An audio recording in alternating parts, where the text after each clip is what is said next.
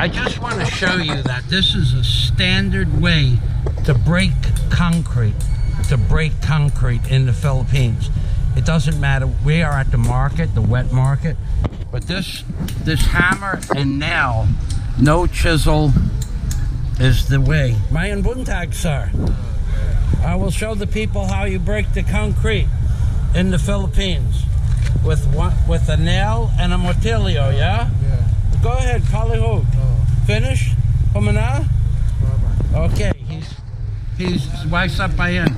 He's done with that. He's chiseling out a channel. Yeah? Ah. JACKHAMMERS. For the okay, so he does. You do have a jackhammer. Gamay. Jackhammer, yeah? Gamay lang. Grinder or jackhammer? Grinder. So they do have those are the two methods, but without this gentleman is perfectly okay. So from here over there, onahan. Aha. Okay, amigos, salamat. You have a nice day. Amping.